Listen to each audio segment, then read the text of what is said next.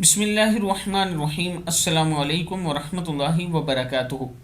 عابد راجہ channel کی طرف سے آج میں اپنے دوستوں کو رسول اللہ صلی اللہ علیہ وآلہ وسلم کا ایک فرمان بتاؤں گا۔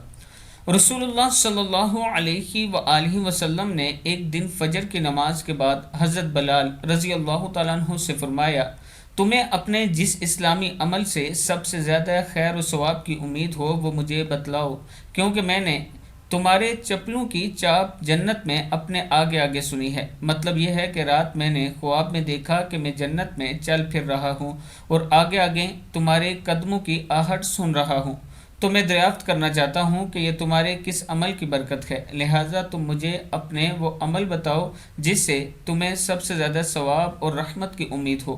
حضرت بلال رضی اللہ تعالیٰ عنہ نے عرض کی کہ مجھے اپنے اعمال میں سب سے زیادہ امید اپنے اس عمل سے ہے کہ میں نے رات یا دن کے کسی وقت میں جب بھی وضو کیا تو اس وضو سے میں نے نماز ضرور پڑھی ہے، جتنی نماز بھی مجھے اللہ تعالیٰ کی طرف سے اس وقت توفیق ملی ہے۔ صحیح بخاری کی حدیث ہے۔